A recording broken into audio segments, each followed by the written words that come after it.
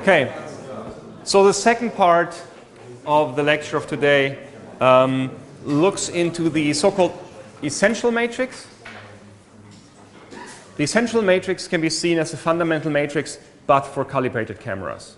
So we basically also start with the equation for the fundamental matrix and then see how can we actually simplify that under the assumption that our camera is calibrated. Why are we going to do that?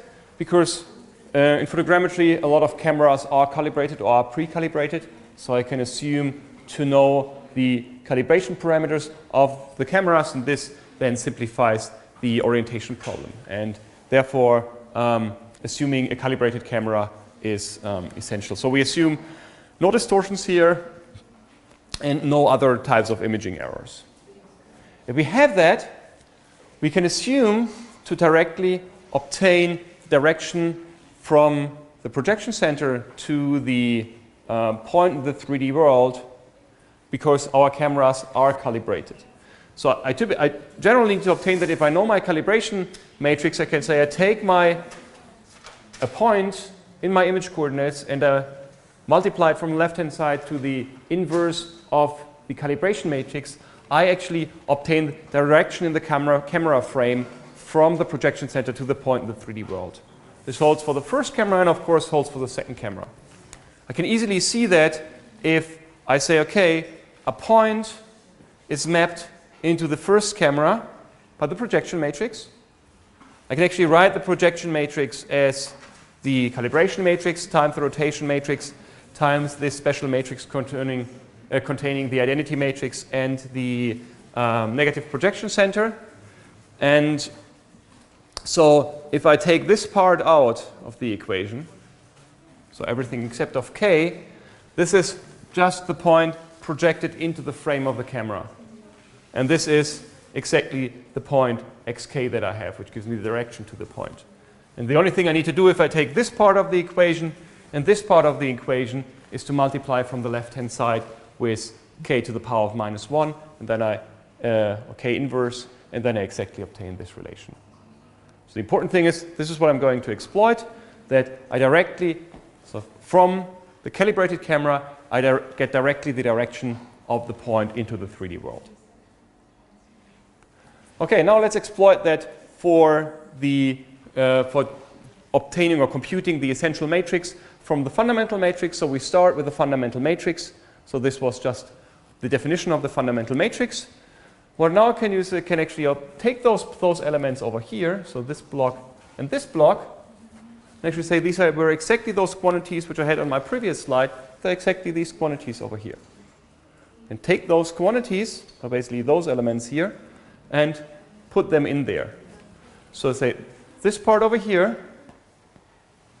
is exactly the direction in the camera frame to the point for the second camera image and the first camera image. So I can, in this sense, get rid of my calibration matrix because I assume to have the calibrated camera, and I can obtain those elements directly. And that's it. That's where I can actually stop. It's the same in the fundamental matrix for calibrated cameras. So I define this as a so-called essential matrix and have my coplanarity constraint for the essential matrix. So it was actually, we've done nothing very special here. We started with the fundamental matrix and then said, if we have this calibration information, we can actually know already the direction of the projection center to the point in space. I put that in, and the remaining parts of the block which remains, which is this block over here, is simply defined as the essential matrix. And then I can define the coplanarity constraint exactly in the same way I did this for the fundamental matrix, but now for the essential matrix. So to summarize this is a definition of the essential matrix, which is the fundamental matrix without the calibration matrices over here, and I can then define the coplanarity constraint exactly in the same way as I did that before. So there's nothing very special which happened here. The important thing is, in E, we got rid of the calibration matrices. We say the fundamental matrix, we said, okay, we have this fundamental matrix which has 7 degrees of freedom. A part for the pose and a part for the calibration. Now we got rid of the part of the calibration. The question is, how many degrees of freedom does this essential matrix have?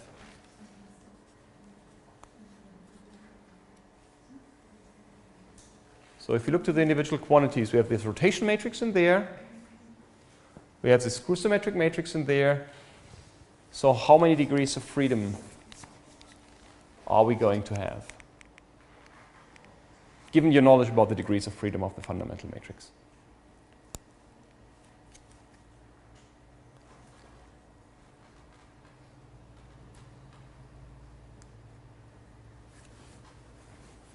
So we said for the fundamental matrix, we have 7 degrees of freedom. And in terms of the relative pose of the camera positions, we elect 1 degree of freedom, which was the scale. And the remaining degrees of freedom all went to the calibration parameters. All the calibration parameters are done. That means we keep those. We couldn't add any new information, so we keep this 5 degrees of freedom for the essential matrix. So the essential matrix gets 5 degrees of freedom, encoding only geometric properties. So why 5? Because we have 6 minus the scale, which we don't have. So this means the essential matrix has 5 degrees of freedom, and so that means we need 5 parameters to define this essential matrix. This also means, as it's a 3 by 3 matrix, that there are 4 constraints which are imposed to this matrix. Because there are 9 variables, we say we have 5 degrees of freedom, so 4 must be given by constraints. There are some constraints like it's a homogeneous matrix, so we lose 1 degree of freedom. We know that it's singular due to the screw-symmetric matrix. That means the determinant is 0. We lose another degree of freedom. And there are 2 more, which we will discuss, or parts of them we will discuss next week. But the important thing is there must be 4 additional constraints in there. Otherwise, we couldn't have 5 degrees of freedom in our, from our relative orientation parameters. So the question now is, given we have this fundamental matrix, how can we actually parameterize it in order, so how do these 5 parameters look like, so they can actually build up this, this matrix, this essential matrix. This is what we're going to do the next minutes. But is there so far any general question about this essential matrix?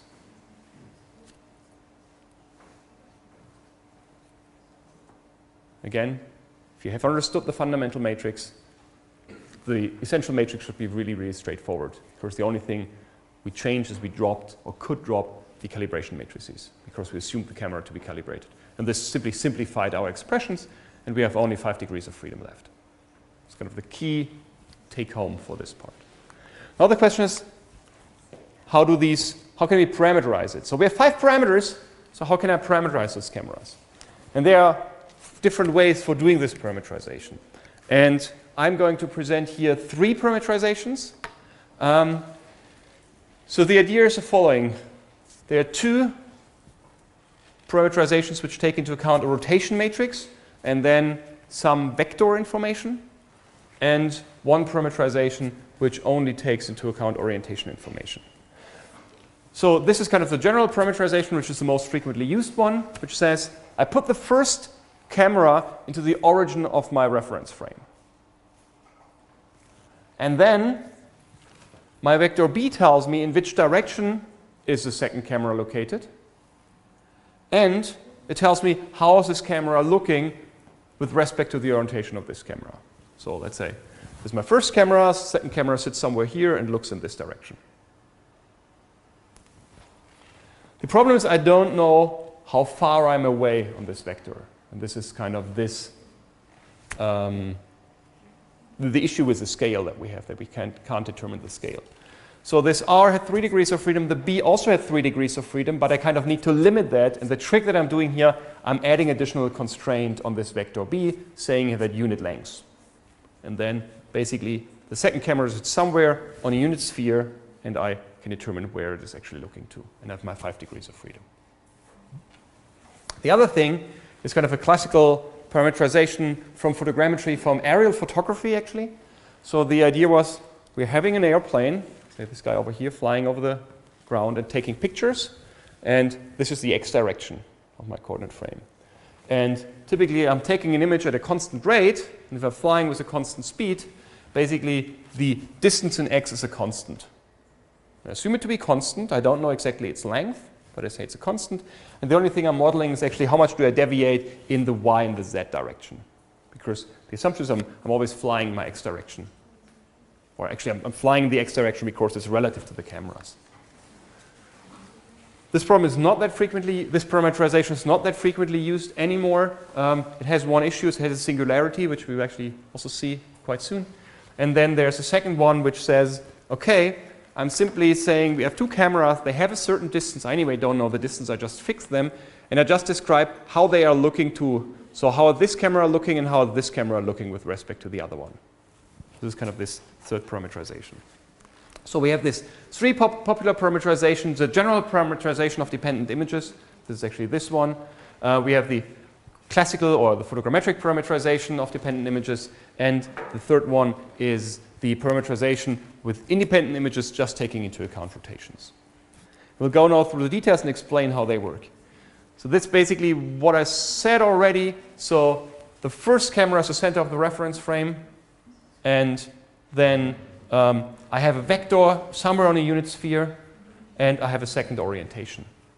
So I have a vector of direction vector b, which is normalized, that lets me end up on the unit sphere, and a second rotation matrix that describes how the second camera is looking with respect to the first one. And these are my 5 degrees of freedom. Or I use this photogrammetric one where I said, okay, in the direction, in the x component of this base vector as a constant, because with the assumption I have this airplane flying over the ground in x direction.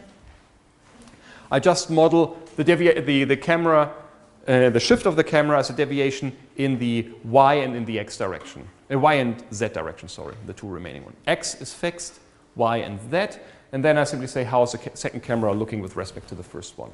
So again here the first camera is kind of the relative reference frame. And then the third one is that I say I simply define that as two rotation matrices and have a fixed a base vector with a fixed length. Okay, let's look slightly more into detail. So first, the parameterization of dependent images. These are kind of the first two ones which we can use. So the first camera is defined as the center of the reference frame. That means the rotation of the first camera is the identity matrix, because it's the definition of the local reference frame. And that means this parameter r, or this parameter r, is simply the rotation of the second camera.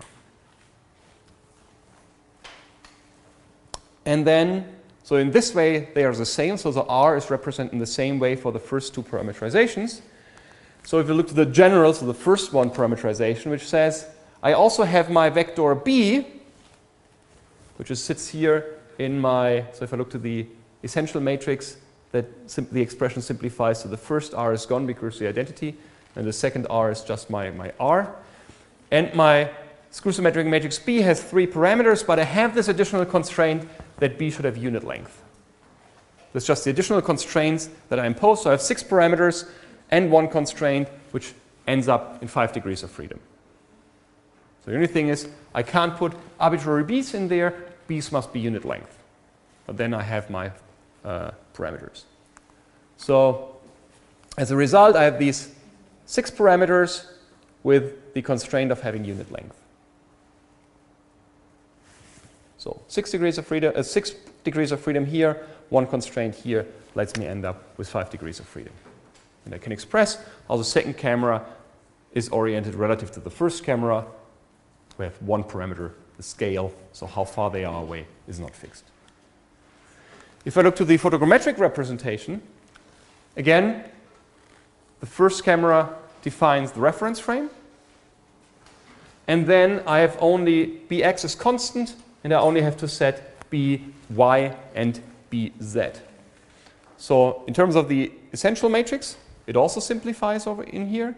But I have the constraint that the B that I have in here, the first component is a constant. It doesn't change. So I'm only setting the By and Bz of the relative orientation. So I just have 5 parameters and no additional constraint, because Bx is always constant. What could be the problem with this parameterization?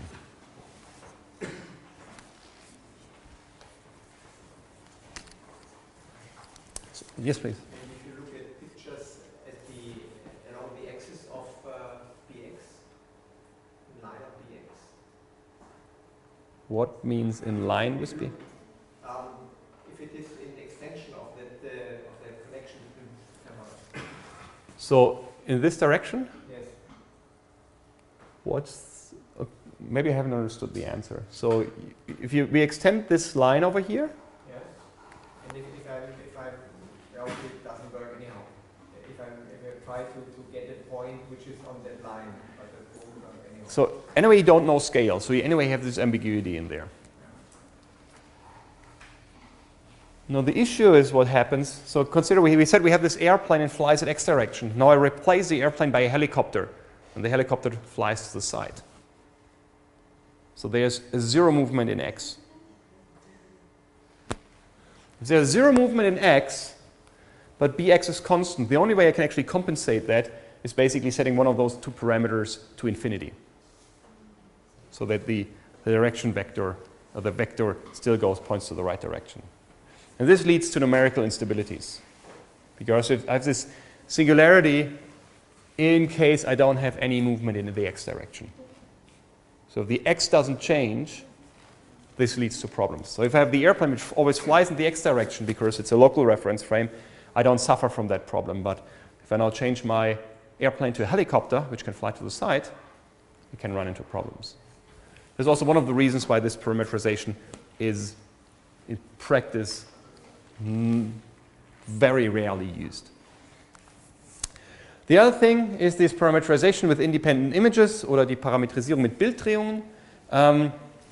Why this is also not that frequently used, but there's one nice property is that it kind of indicates that the cameras are devices for measuring angles. I'm basically measuring orientations. So I'm measuring angles, directions. It's a direction measurement device. So I can actually express the relative orientation also only through rotations. And it does it by saying, okay, we simply fix the distance between those two cameras to 1. So we say the distance between those two cameras, 1. There's anyway the scale I don't know. And then I model I just need to model where the cameras are looking into, and I can do this with two rotations. So with with two rotation matrices. One, how this camera is looking to, so it can be rotated like this, and like this. And the same holds for the second camera.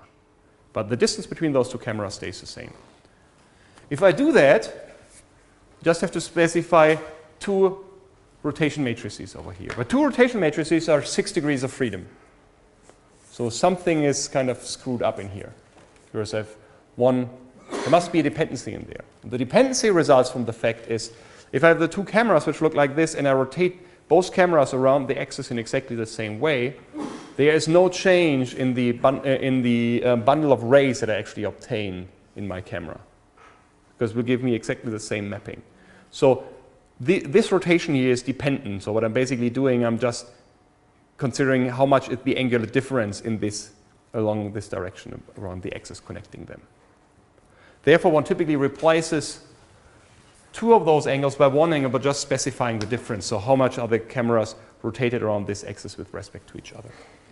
So this reduces the overall problem by saying the screw symmetric matrix is constant, and I have this dependency in this one direction. That means the cameras are kind of 1 unit length away from each other, and I'm only modeling the rotations, where I have only 5 rotations because the simultaneous rotation around this axis, I don't get any information about this. So this is something I can't obtain just from those images, from the corresponding points. So result, having 5 parameters, these are all angular parameters. So none of them is a direction vector, and is a vector in x, y, z, or in x, y, z. So the base vector is not explicitly specified in here. So kind of to summarize this, we have this 3 parameterization. The first one is the most commonly used one. The second one is very, very rarely used. It has this numerical issues if the bx component is close to 0, it tends towards 0.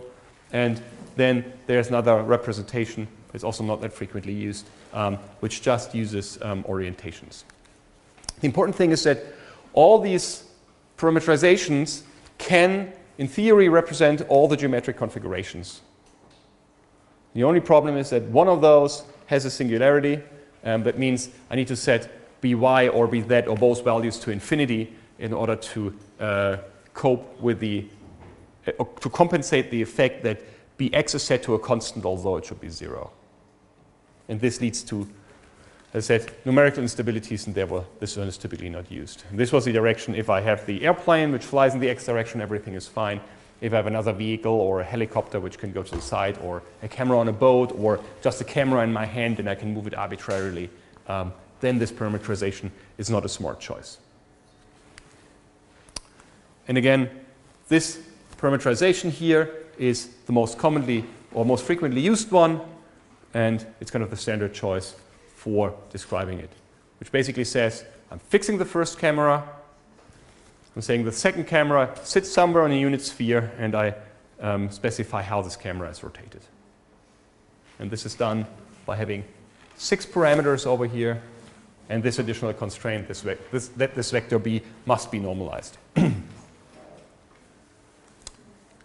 So did you get an idea what the difference between those parameterizations are? In theory, the important thing is we can express everything with all parameterizations. Some has an advantage or disadvantage in terms of numerical stability. And just there's this one, which is also, at least from my point of view, the most intuitive one. We just say, how's the second camera looking with respect to the first one in terms of its the 3 angles, and then simply placing it somewhere on a unit sphere, because I don't know how far they are away. And this is the most frequently used one. Okay, given we have those parameterizations, we can actually now go back to our essential matrix and look how does the essential matrix look like, because this was the point where we actually started into. So we said the essential matrix has this form, it was kind of the general form, and we can use it to define the coplanarity constraint. We said the 3 degrees of freedom, and we can actually now use this parameterization to specify the essential matrix. So if we use this general parameterization of dependent images, we said the first rotation matrix is actually the identity matrix, because it's the center of this local reference frame, or defines the local reference frame. As a result of that, the R2 is simply R, or R is actually equals to R2. That would be the better way. So the rotation of the second camera then specifies the rotation, the mapping between them, and I have my vector B with the constraint that B has unit length. So that means the essential matrix simplifies to this expression. The essential matrix in this case is just a screw-symmetric matrix, which takes these 3 parameters, and I need to make sure that those are normalized, so they have unit length. And then I have a second rotation matrix which specifies how does the second camera sit with respect to the first one. So even the essential matrix is easier because it's now just a product of 2 matrices, a screw-symmetric matrix and a rotation matrix. We can even look how the individual configurations, or how the essential matrix looks like for different configurations. Sorry. This was the general one we had in the beginning that we just said. R prime is the identity. So the essential matrix has this very, very simple form, and I have this additional constraint. For the photogrammetric parameterization of dependent images, again, I have the same effect here. The first camera is the reference frame, so it's also the same simplified form, but this bx value is a constant. Or I take into account the one which is defined on the rotations with independent images. There we just set it a constant baseline in terms of distance, and then we specify it with 5 rotation parameters that we have over here. We can also look to the stereo normal case, and it's something we will revisit also in a few minutes. where we say both cameras actually look into the same direction. It was kind of the stereo normal case. We have the same calibration matrices for both cameras, and the only thing we have in here is our camera constant, and the shift in both cameras is only in the x direction, so there's no offset in y and z. This was a stereo normal case. So in this case, the essential matrix becomes trivial. It's just this screw-symmetric matrix. And the screw-symmetric matrix only depending on one of those dimensions, because the y and the z coordinate were supposed to be 0. Or I take even the unit camera, or normierte Kamera, where even the calibration matrix is the identity over here. And then again, I have one screw-symmetric matrix with the constraint that they have a unit distance among each other. So depending on which case I'm in, which parameterization I'm using, this influences how the essential matrix in the end looks like. Okay, last but not least, I would like to revisit this, the stereo normal case and look into the situation when I have two images and they are not taken in stereo normal case. How I actually can compute new images that would reflect this, the same situation as if they would be taken in the stereo normal case. So why is this relevant? If you want to produce stereo images that you can stereoscopically view them, for example, with 3D goggles or glasses which give you a 3D effect, then you need to make sure that you have, that the images are in the stereo normal case. So there are a couple of constraints that need to be fulfilled that you can view them stereoscopically, and you want to actually put them in the stereo normal case as your eyes look into the same direction, have only an offset in one direction, and have the same, at least if your eyes are healthy, have the same camera parameters, same calibration parameters. Okay, stereo normal case, this is an image that you have seen already a few times. So we have this, the offset in x, so the cameras are just shifted in the x direction. There's no shift in the y direction. They're both looking into the same direction. And we basically have points, and we have corresponding points. Then they have a parallax in x, but there should be no parallax in y.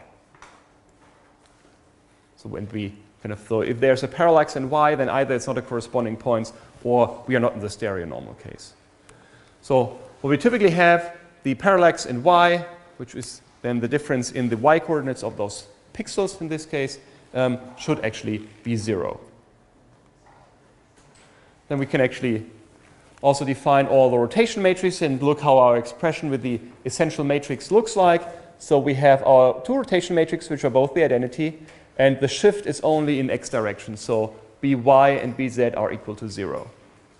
And in the case, I'm supposed to have the same calibration matrix, which I now call k without the prime and double prime, which just have the camera constant in here. As a result of that, the essential matrix has this simple form, so it's 0 everywhere except of those two elements. This is the direct result from the screw-symmetric matrix, and this is actually the identity, so I could actually drop this one here because they are both the identity matrix. So as a result, for every corresponding image point, so this is the x and y coordinate in the first image, the x and y coordinate in the second image. The c comes from the projection into the image plane. I actually get this equation over here. And here we can actually see that this equation can only be 0 if either c equals to 0, which is not the case, it would be a 0 camera constant. Bx is 0, which is definitely not the case because they have an offset in x. Or if this expression is 0, and this was exactly the constraint that we formulated, that they should have a 0 parallax in y. So it's a direct outcome that this coplanarity constraint corresponds to that they have no parallax in y. This doesn't mean so they can still have a parallax in x, but this is actually, the parallax in x tells me something about the depth. So you can see that in this case, this kind of, the epipolar line is basically a line going through the x coordinates. So there's the, so there should, the epipolar line are both in x direction. So there's no line which leaves the x direction because then the y parallax would be 0. It's kind of a simplified form. This makes sense if you consider the epipoles. So you have the epipoles in the images, and you rotate towards the stereo normal case. So those epipoles move towards infinity. They're infinitively far away, and then the lines are all parallel lines. Okay, so this is a nice setup. This is a setup that we would like to generate. For example, if we want to view, we have two images taken in a non-stereo normal case, and we want to generate new images which look like as if they would have been taken in a stereo normal case. So the question is, can we actually generate the stereo normal case for a setup where the images have not been taken in a stereo normal case? Intuitively, you might say, no, that shouldn't be possible because I already have my images. But it turns out that this is actually possible, which can be illustrated from this figure. So what we see here, these are the projection centers of my two cameras. One camera was looking in this direction, and the other camera was looking in this direction. So they're both looking into different directions, and they may have a different zoom. And the goal is now to say, okay, I want to generate two virtual cameras, which are kind of the gray ones over here, here and here. They're kind of drawn flipped to the back in order to better visualize this, otherwise they would be overlapping. So that this is kind of one viewing direction. They both look into the same viewing direction, and I compensate for potentially a different zoom of my cameras. So a different camera constant that I have. And I can do that by saying, okay, I'm just looking to the viewing directions D1 and V2, and I'm basically averaging over them. And this, I want to create new images. If I look into the bundle of rays, so this image basically corresponds to a lot of rays, and I kind of extend the rays to the other side, it basically means I basically just rotate my image plane, and then I get a different intersection of those rays with the other image planes, and I'm trying to actually compensate for that. So it's basically just moving this image plane to the other side, and also take into account for the difference in the zoom factor.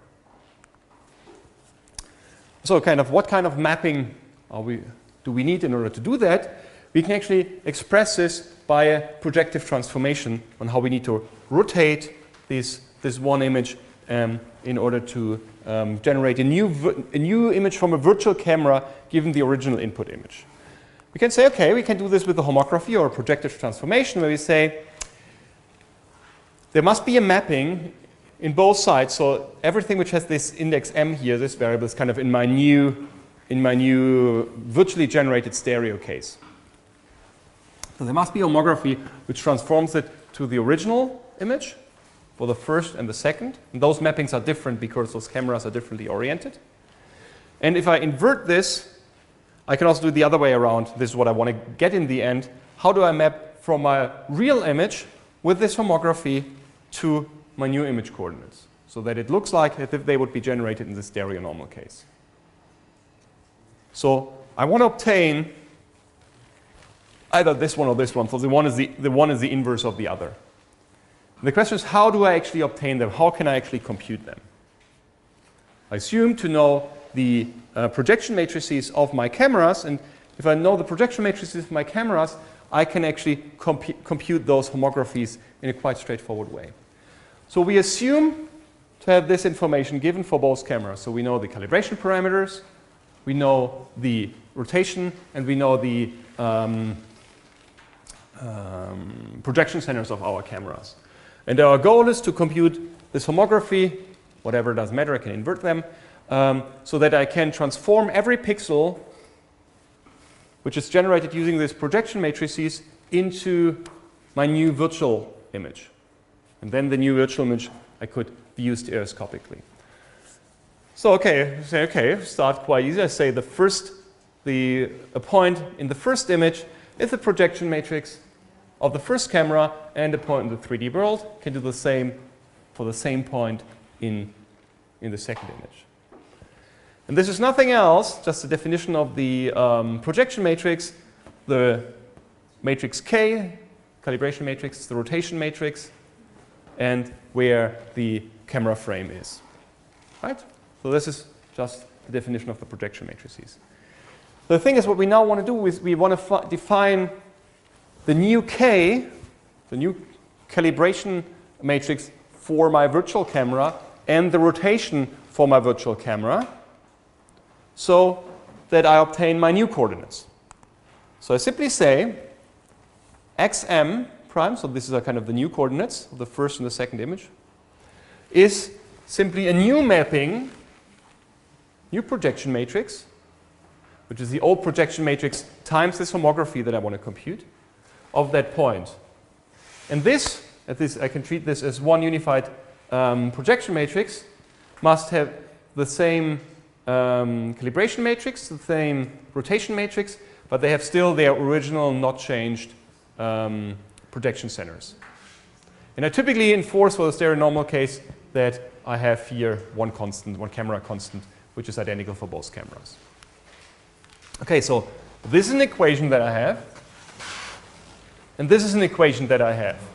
And I know that those quantities should be related through this matrix H, through this homography. Okay, so I can just do this now just for one of those points. I can say, okay, this is my x, just copy paste what I've written before. The only thing that I'm doing, I'm now replacing this element here by something that's called A prime. It's just the projection matrix without taking into account the rotation information. So this can be written as K prime, just copy paste here, R prime, my matrix A prime and X. And for the second element, for the element in the new space, in the new image, I can actually do the same thing. Also A prime sits here.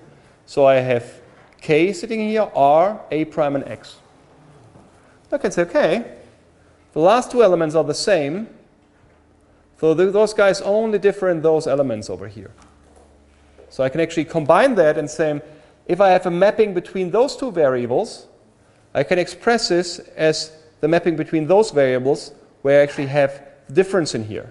So I can define my matrix H, my homography, as K, R to the power of -1, which equals to R prime transposed, K prime inverted. So I've put this in there, kind of in front of this equation over here. It changes this expression exactly to this expression, so I end up being here. So if I define my homography in this way, just taking into account the rotations and the calibration matrices of my cameras, I can obtain, or I obtain this homography, which allows me to do the mapping between the real images that I have and the virtual images that I actually want to generate. So with this definition, only taking into account the calibration matrix and the rotation matrix I want to have, so I can specify them as a user, and knowing the calibration matrix and the rotation matrix of the individual cameras, I can actually obtain the mapping. So if I go back to the first image that I have, this mapping H allows me to do this transformation, and H prime is this transformation, H double prime is exactly this transformation, which tells me how those pixels in the original image are mapped to pixels in my new image, and I can then actually generate this stereo normal case. So the take-home message here from this last part is, if I have a stereo setup and I have a general stereo setup, where the cameras can have look into different directions and can have different calibration matrices, I can actually generate new images which look as if they would be taken from a stereo normal setup. Of course, I still miss some, maybe there are some pixel interpolation or some small image artifacts which could be generated in here. But this is kind of just the discretization error that I actually have in here. But if I would have an infinite resolution in my original input image, I could exactly generate the output images as if they would be taken in the stereo normal case. And this is one of the applications for that is if you have two stereo images taken from a non-stereo setup, and for example, you want to view them stereoscopically. That's one of the applications of this technique over here. Which brings me to the end of the lecture of today. So what you should have learned in these 2 hours today was, once the basics of epipolar geometry, what we did in the first hour, and then in the second hour we defined the essential matrix starting from the fundamental matrix. So the essential matrix is the fundamental matrix for the calibrated cameras. That means it encodes the relative orientation information, and there's 5 degrees of freedom because there are no calibration parameters involved anymore. And so the rigid body transformation between the two camera poses would be 6 degrees of freedom. So the relative pose are 6 degrees of freedom. The relative orientation that we can extract in here has 5 degrees of freedom because we are missing the scale, because the cameras are devices which measure directions. And we looked into kind of 3 different ways for representing this essential matrix, although there's kind of one, the general parameterization of dependent images, which is a standard parameterization for the essential matrix. And then we looked on how we can actually generate stereo normal images in case they are taken in arbitrary stereo setup. Again, in terms of reading about that, there's again the Photogrammetry II script by Wolfgang Förstner. It's the first chapter which is involved in here. That's written in German, or you look into the textbook of Wolfgang Förstner and Burgard and Wrobel on Photogrammetric Computer Vision, and these are actually those chapters which describe basically what I've told here. A little bit here, the book goes a bit more into the details than what I've covered here, but it should at least cover all the aspects that I discussed here. So are there any questions from your side?